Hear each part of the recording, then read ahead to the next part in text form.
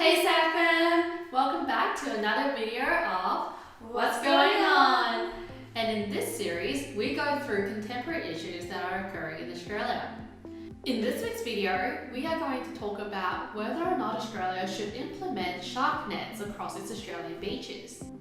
Well, on September 8, 2020, in the Gold Coast, a 46-year-old man was actually mauled by a shark and unfortunately he was killed. His name was Nick Slater. And you'll find more information about that in the description box below. We'll link that article.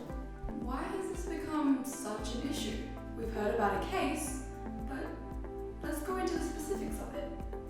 Okay, well I guess we should also look into what are shark nets in the first place. So a shark net is actually a submerged net that is placed around the beaches to reduce shark attacks on swimmers.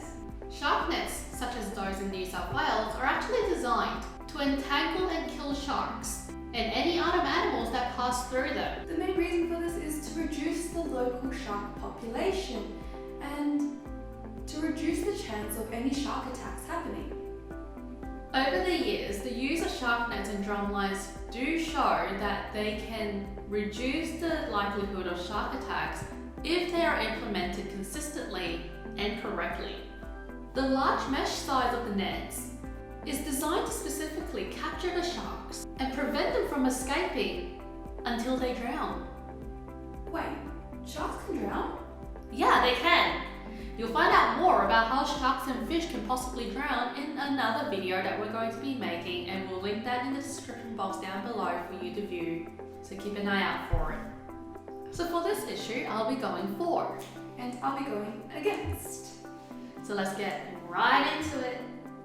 Reason number 1. Shark numbers are increasing. Take it from one of Queensland's last remaining commercial fishermen, Bruce Batch. He has worked in the same fishery for 48 years, and he is surprised that there are not more attacks now, especially because the number of sharks are increasing rapidly. He says that when he's out in the waters, the number of sharks are out of control. And he says that to get a very clear idea of what's actually going on out there is to actually speak to a commercial fisherman. The people in the tiny seats in their offices don't know the real picture. Reason number 2. There have been an increasing number of shark attacks, especially at the islands in the Whitsundays, that have caused a lot of injury and loss of lives. As we already previously mentioned, there was a very recent attack on September 8, 2020. And here are all the other attacks that have also taken place. On November 5, 2018, Dr. Daniel Christidis was attacked at Sid Harbour in the Whitsundays region. Despite the best efforts of his friends and colleagues, the doctor died on his way to Macquarie Base Hospital.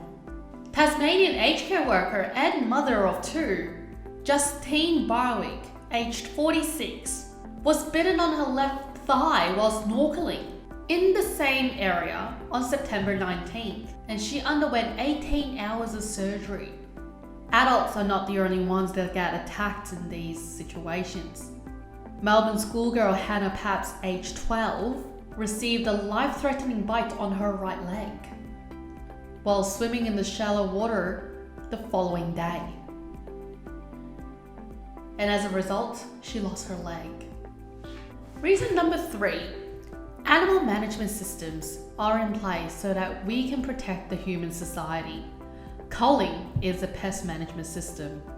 If culling is a system that we can use to manage pests, how is this any different to managing sharks? There is no reason why sharks should be considered differently to any other pest animals. The Marine Conservation Organisation, Sea Shepherd, has actually stated that these protective measures have actually been proved to be ineffective in reducing the loss of life of people.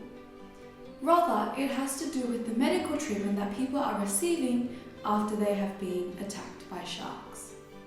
Those calling for these measures have actually ignored the fact that medical advancements have actually been the thing that has saved so many lives of these shark bite survivors.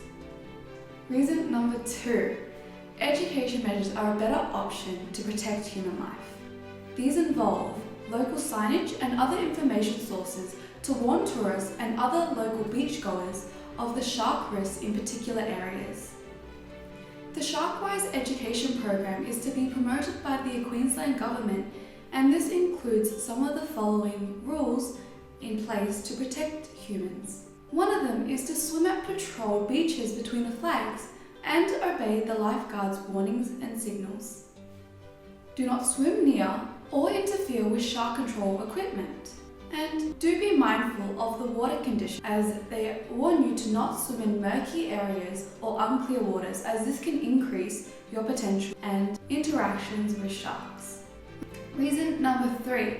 Now, the Whitsunday tourist industry doesn't favour culling or implementing these drum lines within their beaches. Among the opponents of this reason, Whitsunday residents are a key member of the local tourist industry. The region that they come from is renowned for its ecotourism, and locals are quite concerned towards the aggressive behaviour and shark control methods that they are trying to implement. Ultimately, this will damage the reputation and provoke hostility from sectors across the community. What do you think, guys? Are you Team Donna or Team Jamie? So who won this debate? Let us know in the comments down below. Until next time, bye! Click here to subscribe. Click here for the last video and click here for more videos.